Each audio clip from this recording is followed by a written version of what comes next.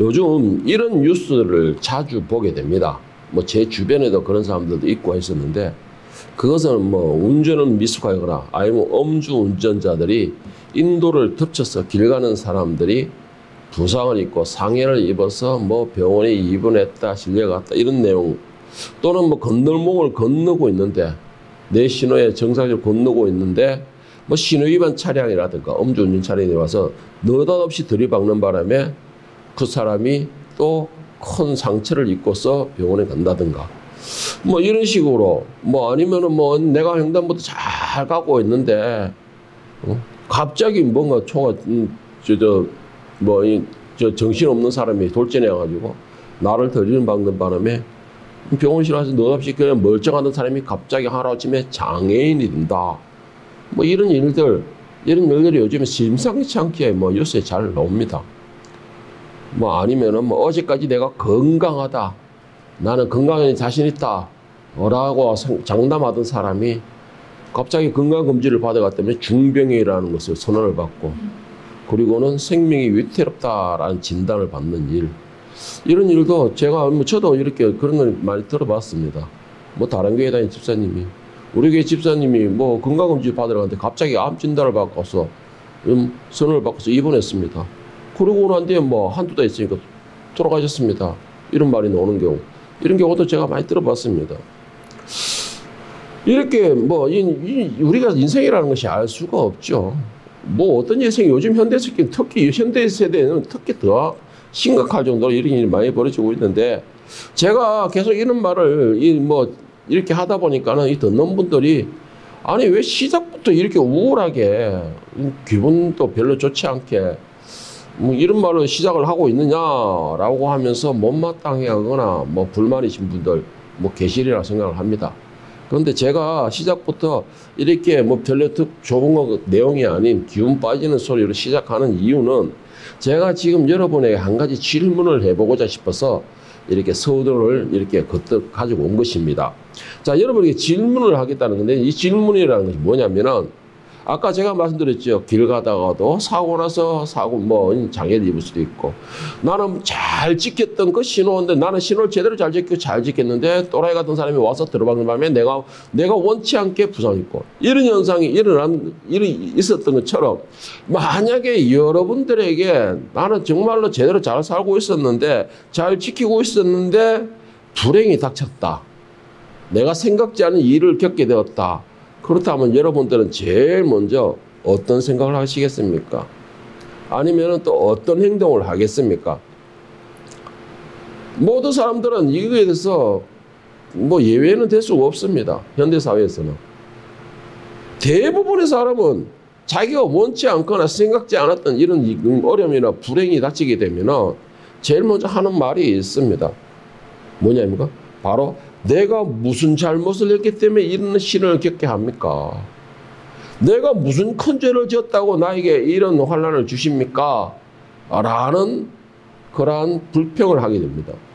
그런 투정을 하게 되고 그런 원망을 하게 됩니다. 내가 무슨 잘못을 했냐는 것이죠. 내가 무슨 잘못을 했기에 나에게 이런 엄청난 그런 일을 겪게 하십니까? 라고 자신도 모르게 하나님을 원망하거나 하나님께 따지는 그런 손가락질, 삿대질을 하게 된다는 것입니다.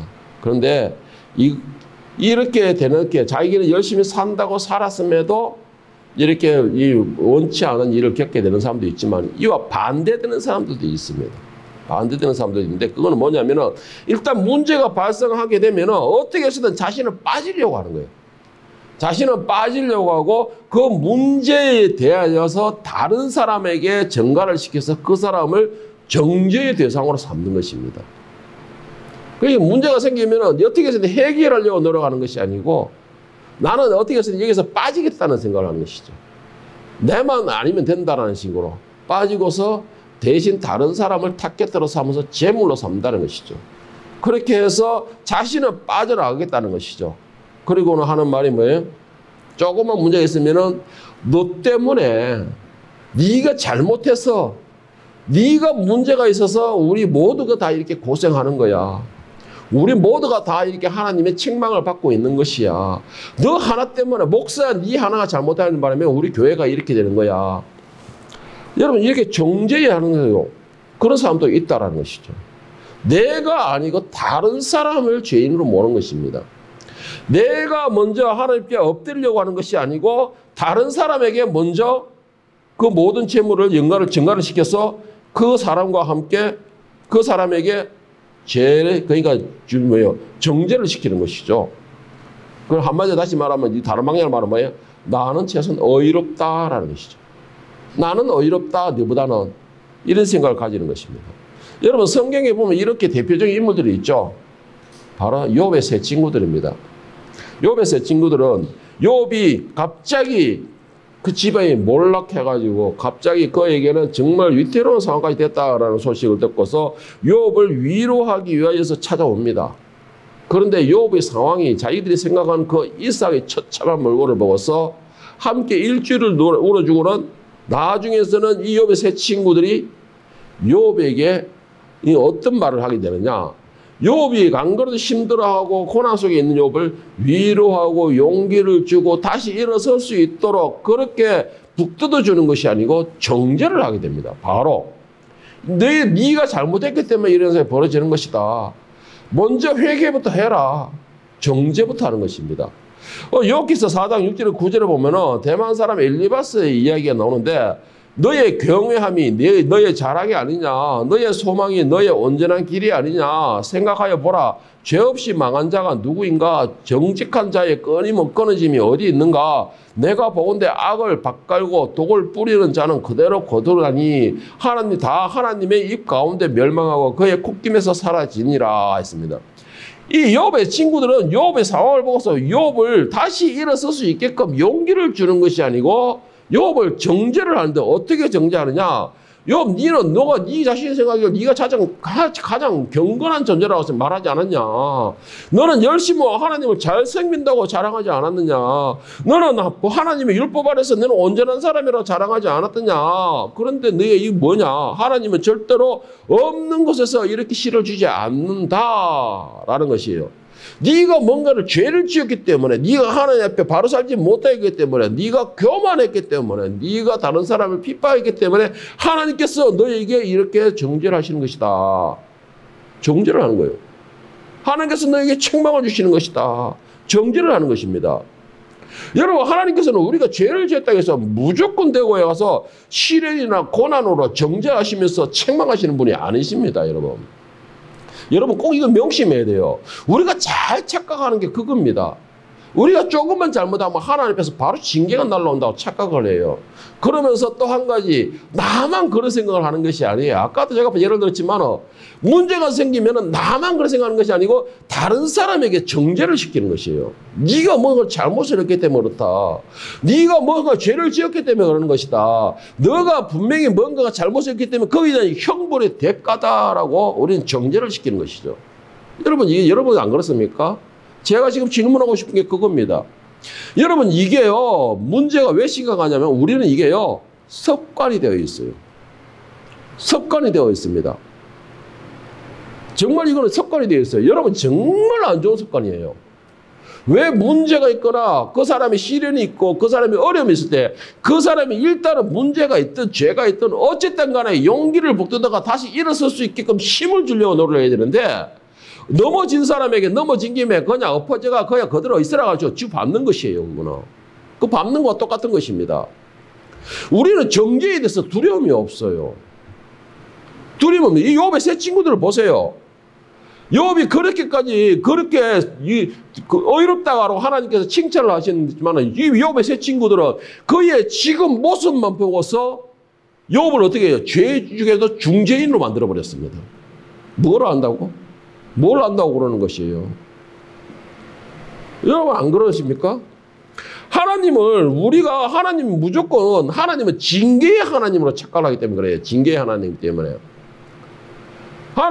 하나님께서는 우리가 뭐 작은 죄를 지었다고 해가지고 우리가 뭐 작은 거 아니에요. 하나님 앞에는 작은 것이든 티끌만한 것이든 큰 것이든 간에 하나님 앞에 죄는 모든 것이 똑같은 죄입니다. 하나님 앞에 죄는 똑같은 죄예요. 그런데 우리가 하나님 앞에 죄를 지었다 해서 그래 너 죄 지었으니 죄의 대가는 뒤지는 거야. 죽어. 하고 이렇게 내린다고 착각을 해요. 그러면 우리가 그 하나님 무서워서 어떻게 가까이 가겠습니까? 우리가 그 하나님 무서워서 어떻게 가까이 가겠어요? 여러분 우리 하나님은 절대로 그런 식으로 그런 무자비한 하나님이 아니십니다.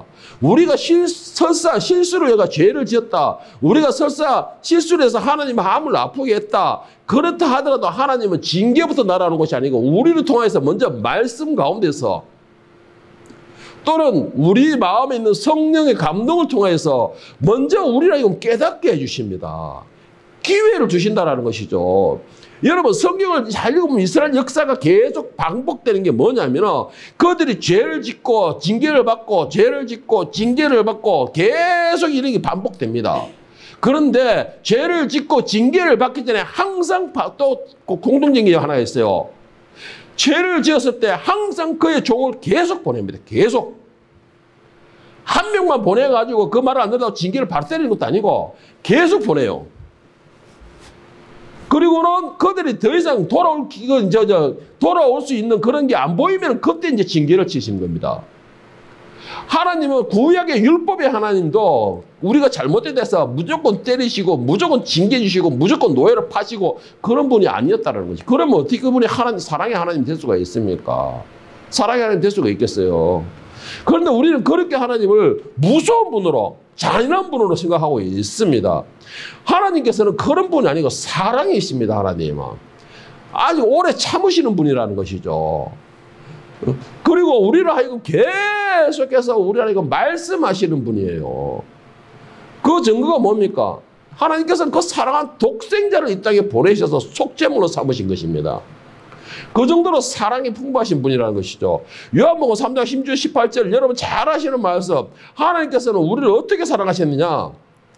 하나님이 세상을 이처럼 사랑하사 독생자를 주셨으니 이는 그를 믿는 자마다 멸망하지 않고 영생을 얻게 하려 하심이라. 하나님이 그 아들을 세상에 보내신 것은 세상을 심판하려 하심이 아니요 그로 말미암아 구원받게 하려 하심이라. 그를 믿는 자는 심판을 받지 아니하는 것이요 믿지 아니하는 자는 하나님의 독생자의 이름을 믿지 아니함으로 심판을 벌써 받은 것이니라. 하나님은 사랑이시다라고 말하고 있어요. 그리고 또 한 가지 뭐예요? 하나님은 오래 참으시는 분이다라고 말하고 있습니다. 우리가 생각하는 것처럼 정죄를 즐기시는 분이 아니라는 것입니다. 그리고 또 한 가지 정죄를 좋아하는 것도 아니라는 것이에요. 정죄를 좋아하는 사람은 여러분 제가 경고를 하겠습니다. 결국 그 사람도 그가 정죄했던 그 정죄로서 자기도 정죄를 받게 된다는 거 여러분 명심하시기 바랍니다. 이거.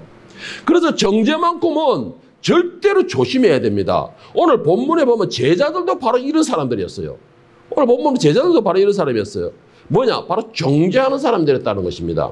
오늘 본문에 요한복음 9장 1절 2절 말씀에 보면은 나면서부터 맹인이었던 사람을 보면서 제자들이 예수님 앞에 뜬금없이 바로 묻는 것이 뭐예요? 누구의 죄 때문입니까? 라는 것이에요. 누구의 죄 때문입니까? 맹인을 보고서 자, 한번 보자. 1절, 2절 보면 예수께서 길을 가실 때에 날 때부터 맹인된 사람을 보신지라 제자들이 물어 이르되 라피어 이 사람이 맹인으로 난 것이 누구의 죄로 인함입니까? 자기이니까 그의 부모이니까. 예수께서 이 땅에 오신 것은 사람을 판단하고 정죄하기 위하여서 그리고 심판하기 위해서 이 땅에 오신 것이 아닙니다, 여러분. 예수님께서 이 땅에 다시 재림하시게 되면 이 땅에는 다시 이제 심판의 날이 온다, 뭐 멸망의 날이 온다라고 생각해서 예수님은 정죄하러 이 땅에 오신 걸로 생각하는데 심판하러 이 땅에 오셨다 생각하는데 아니에요, 여러분. 예수님은 이 땅을 향해 정죄와 심판하기 위해서 책망하기 위해서 오신 것이 아닙니다. 우리로 하여금 구원을 얻게 하기 위해서 이 땅에 오셨다라는 것이에요.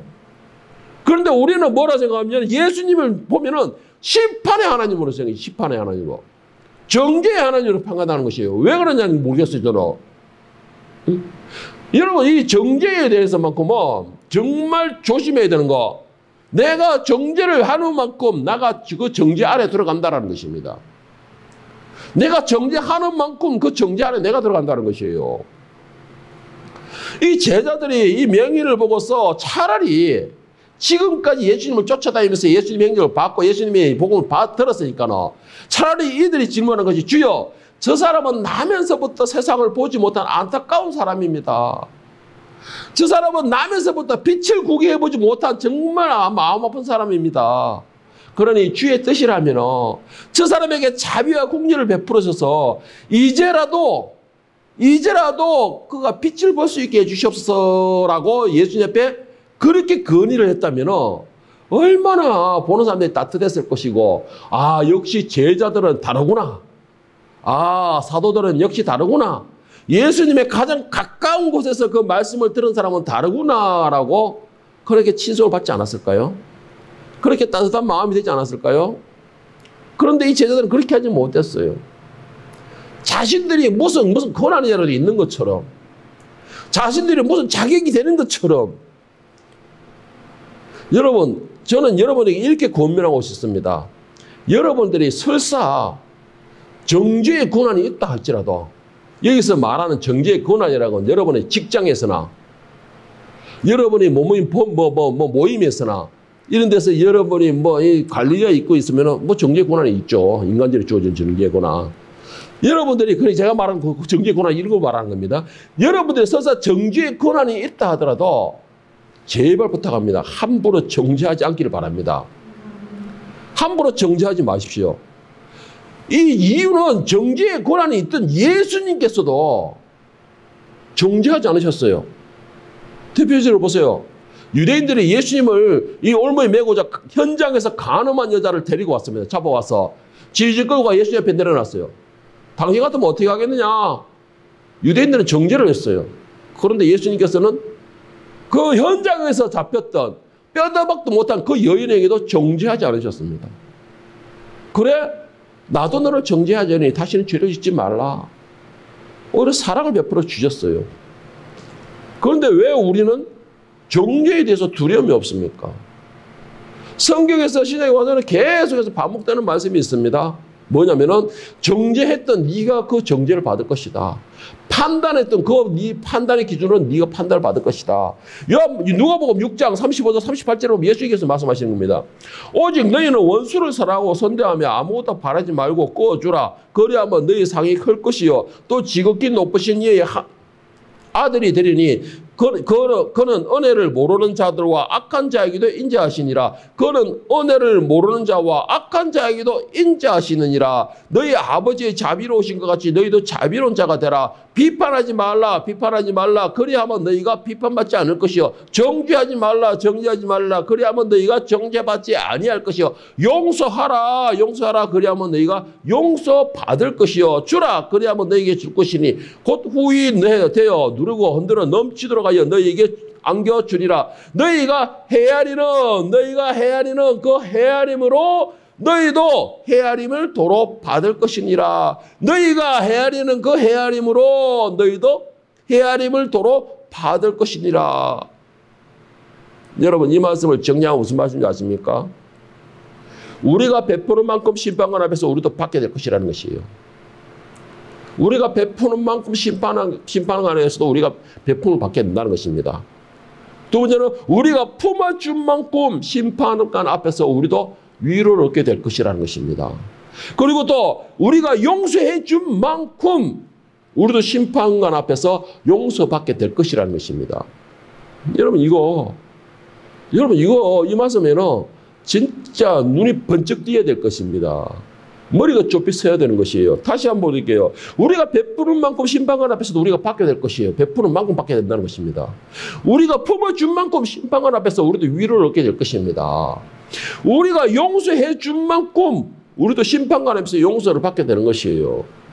예수님이 가르친 기도가 뭐 있습니까? 우리가 우리에게 죄 지은 자를 사하여 준 것 같이라고 되어 있습니다. 우리가 우리에게 죄 지은 자를 사하여 준 것 같이 우리의 죄를 사하여 주옵시고, 우리의 죄를 사하여 주시옵시고, 우리가 어떻게 했든 용서해 주시, 이게 아니에요. 먼저 전제가 뭐였습니까? 우리에게 죄 지은 자를 사하여 준 것 같이. 여러분, 심판관 앞에서는요, 우리가 베푸는 만큼 우리가 받게 되어 있습니다. 우리가 품어준 것만큼 우리가 위로를 받게 되어 있어요. 우리가 용서해 준 만큼 그렇게 용서를 받는다는 것입니다. 로마서 2장 1절 2절에서 바울 사도도 이와 같이 말씀하십니다.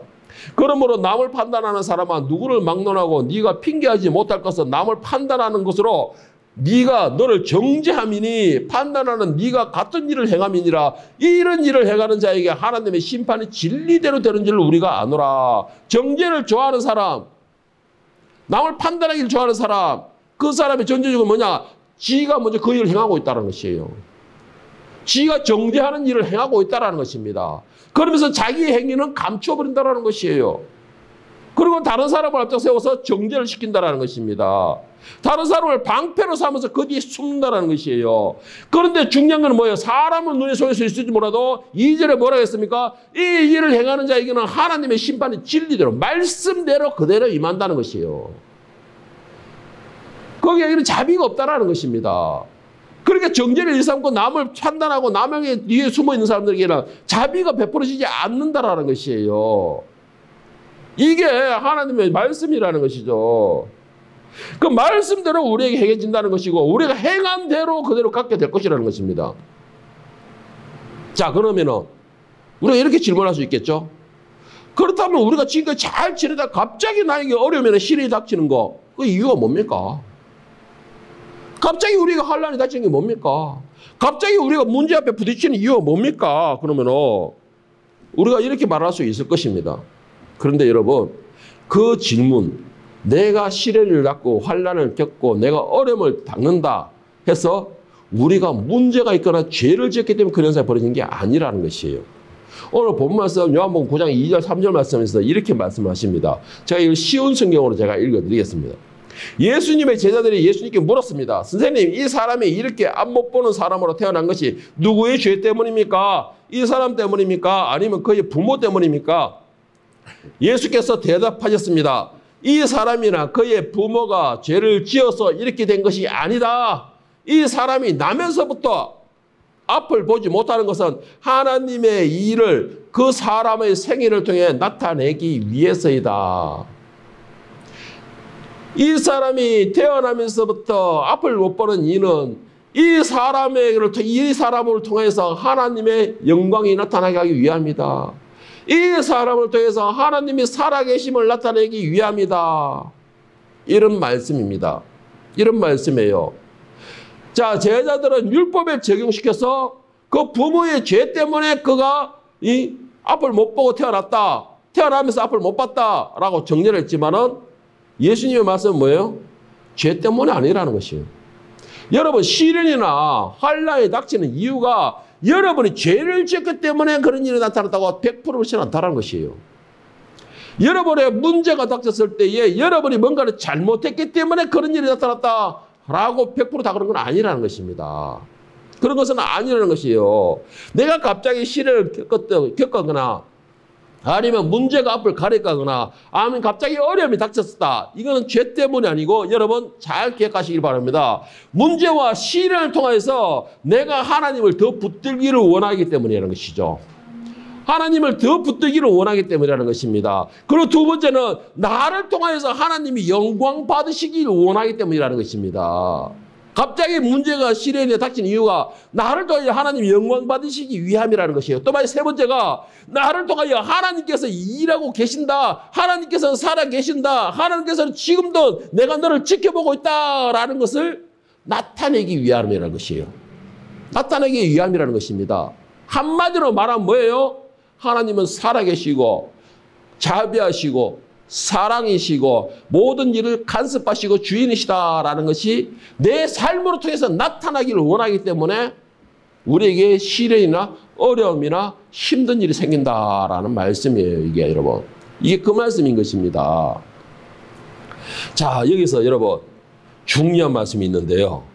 3절 말씀에 보면은 하나님의 영광을 나타내시고 하나님께서 일하심을 나타내셨다라고 하셨고 하나님께서는 우리를 통하여 자신을 드러내셨다라고 했습니다. 자, 그러면은 우리는 이제 어떻게 해야 될까요? 우리의 시련과 어려움과 환난을 통해서 하나님이 살아계심이 영광을 받으시기 위해서 모든 걸 나타내셨다. 하나님 스스로가 나타내셨다라고 말씀했는데 그럼 우리는 어떻게 해야 됩니까? 자, 4절, 5절 말씀에 보면은 예수님께서 이렇게 말씀하십니다. 우리는 낮이 계속되는 동안에 나를 보내신 분의 일을 계속해야 한다. 아무도 일할 수 없는 밤이 올 것이다. 내가 세상에 있는 동안에는 나는 세상의 빛이다. 자, 여러분, 낮에는 뭘 해야 됩니까? 잠을 자야 됩니까? 아니면 일을 해야 됩니까? 아니면 뭘 해야 됩니까? 낮에는 일을 해야 돼요. 낮에는 일을 해야 됩니다. 낮에는 움직여야 돼요. 활동을 해야 됩니다. 낮에 일하지 않고 밤처럼 잠자기만을 원한다. 낮에는 활동하지 않고 밤에는 감자니 낮에는 일하지 않고 밤에만 뭐 움직인다. 그거는 여러분 도둑이나 그렇게 하는 것이에요. 죄인들이나 그렇게 하는 것이라는 것입니다. 왜 그렇습니까? 낮은 모든 걸 밝히잖아요. 모든 걸 밝히잖아요. 더러운 것도 밝히고, 잘못된 지저분한 것도 밝히잖아요. 그래서 낮에는 움직이지 못하고 밤에만 움직이는 것이에요. 다시 말해서 나를 감추어 줄 수 있는 시간을 움직이라는 것이죠. 그러니까 뭐예요? 계속 말씀하시는 것이 낮에는 일을 해야 된다라는 것인데 그 일이라는 게 뭐냐? 하나님을 찬양하는 일입니다. 하나님께 영광 올리는 일이에요. 하나님과 계속 같이 함께 동행하는 일이라는 것입니다. 여러분 세상 사람들을 통하여 여러분의 삶에서 하나님의 모습이 나타나야 된다는 것이에요. 그것이 바로 낮에 있는 우리가 해야 할 일이라는 것입니다. 하나님께서 이방인들을 통하여서 찬양받으실 수 있도록 영광 받으실 수 있도록 우리는 그렇게 일을 해야 되는 것이에요. 그것이 우리에게 맡겨진 낮에 속한 우리들에게 내기는 사명입니다. 그리고 또 한 가지 여러분들에게 시련과 환난과 어려운 가운데서도 계속 보호하시고 지키시고 그곳에 빠뜨리지 않으시는 이유가 뭐냐? 여러분이 그런 삶을 통하여서 여러분들이 하나님을 찾고 영광 올려드리기를 원하시기 때문이라는 것이죠. 그것이 바로 낮에 속한 사람들이 감당해야 할 일이라는 것입니다. 여러분 이게 일이라는 것이에요. 오늘날 많은 사람들은 시련 앞에서는 하나님을 원망하고 시련 앞에서는 하나님 앞에 따지듯이 하는데 영광 앞에서는 절대로 하나님께 영광을 찾지 않아요. 영광 앞에서는 절대로 하나님을 내 자랑으로 삼지 않는다는 것이죠. 그렇기 때문에 이 사람들에게는 낮에는 일을 하라라는 이유가 바로 그것이에요. 그러면서 하는 말이 뭡니까? 하나님이 살아 계심을 하나님이 일하고 계신다라는 것을 너희를 통해서 알려주라 이 말이에요. 왜 그런데 우리는 낮에 속하여서 하나님의 은혜를 받으면서도 왜 밤에 있는 사람들처럼 그런 식으로 자기 욕심만 채리고 있는 것이죠? 왜 자기 욕심만 자꾸 구하느냐는 것입니다. 예수님께서 이 땅에 오시는 동안에는 예수님께서는 뭐라 했습니까? 빛이다라고 했습니다. 예수님께서 이 땅에 계시는 동안에는 이 땅은 낮이다라고 말씀하셨습니다. 그 말씀은 우리가 예수님의 이름으로 계속 죄사함을 받고 예수님의 이름으로 사함을 받고 예수님의 이름으로 모든 은혜를 누렸으면 이제는 그 예수님을 보내신 하나님의 영광을 올려드릴 수 있도록 우리가 일을 해야 되는 것이에요. 그렇다고 해서 막 일도 안 하고 떠들고 다니라는 것이 아니에요. 여러분의 삶에서 여러분의 그 매번의 행동에서 여러분의 직장에서 하나님이 살아계심이 증명이 되어야 되는 것입니다. 그러면은 여러분이 어려운 가운데서도 헤쳐나가고 여러분들이 부각하고 여러분들이 눈이 여러분들이 모든 행함이 눈길을 받을 때에 내 영광이 아니라는 것이에요. 내 영광이 아니라는 것입니다. 하나님이 살아계시고 하나님이 일을 하시기 때문에 여러분의 문제와 어려움 속에서 여러분들이 빛을 발할 수가 있는 것이에요. 그런데 왜 그걸 내 영광으로 돌리죠? 그게 밤에 속한 사람들 아닙니까? 그게 밤에 속한 사람들 아니에요? 하나님은 사랑이 넘치시고 자비가 풍부하신 분이라는 거, 오래 참으시는 분이라는 거, 그 사랑의 증명으로 그 사랑을 독생자를 땅에 보내셔서 속죄물로 삼으셨다는 거, 그것이 여러분을 통해서 나타나야 되는 것이에요. 그것이 바로 여러분이 낮에 속한 사람들이 해야 할 일하는 사람의 본분이라는 것이죠.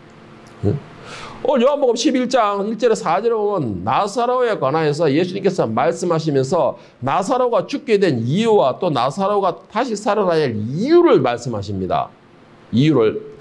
어떤 병자가 있으니 이는 마리아와 그 자매 마르다의 마을 베다니에 사는 나사로라. 이 마리아는 향유를 주께 붓고 머리털로 주의 발을 닦던 자요 병든 나사로는 그의 오라버니더라. 이에 그 누이들이 예수님께 사람을 보내어 이르되 주여 보시옵소서 사랑하시는 자가 병들었나이다 하니 예수께서 들으시고 이르시되 이 병은 죽을 병이 아니니라. 하나님의 영광을 위하며 하나님의 아들이 이로 말미암아 영광받게 하려 하심이라 하시더라. 여러분 정죄가 아니고 하나님의 영광을 찬양할 수 있기를 바랍니다.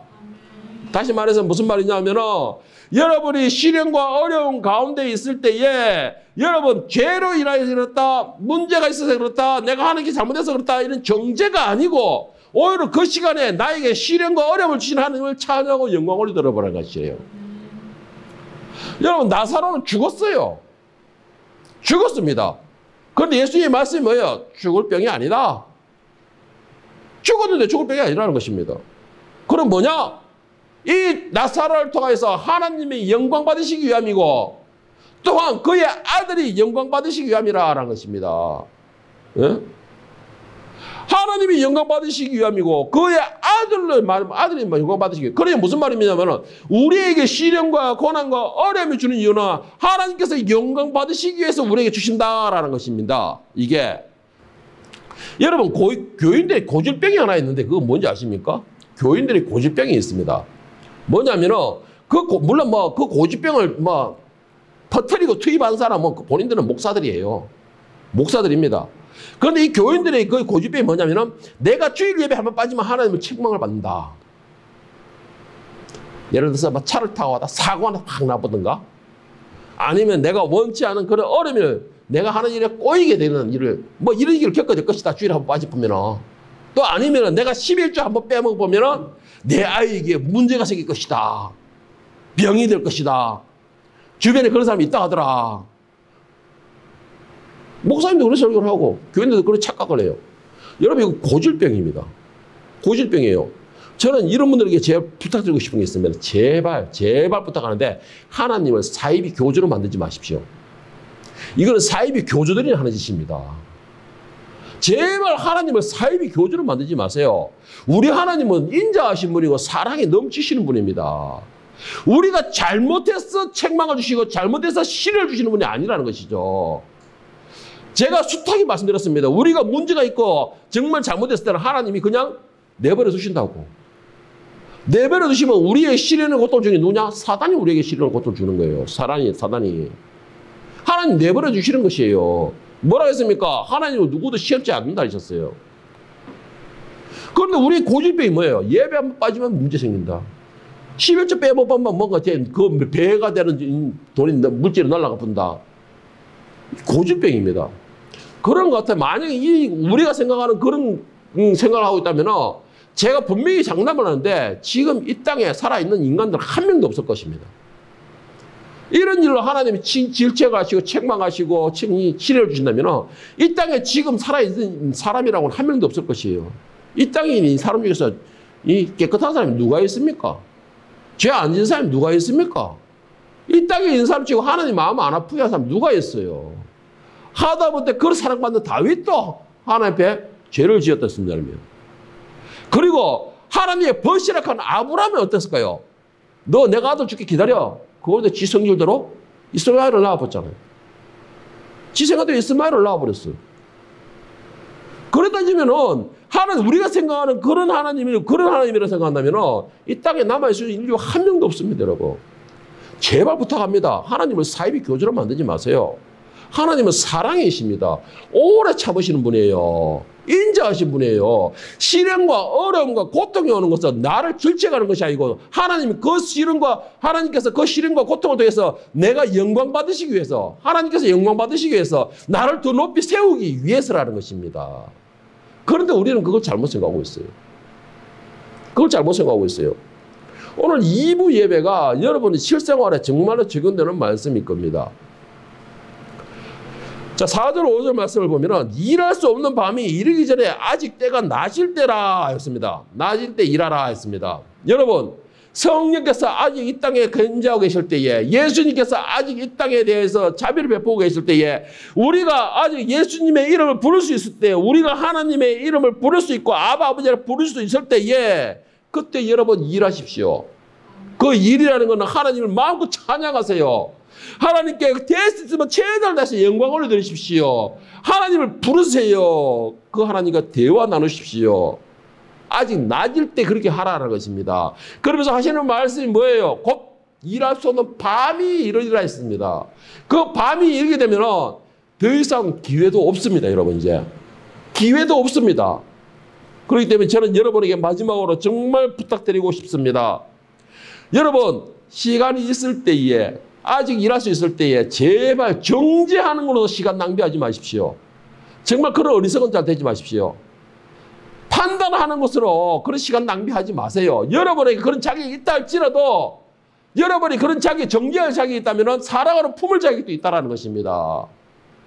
그러면 그 시간에 그런 어리석은 판단으로 정죄로서 시간 낭비하지 마시고, 차라리 그 시간에 나에게 주실 그 더 큰 은혜와 더 큰 축복을 위해서 감사할 수 있고 영광 올리는 것으로 여러분의 그 영광을 미리 감사할 수 있는 지혜로운 자가 될 수 있기를 예수님의 이름으로 축원합니다.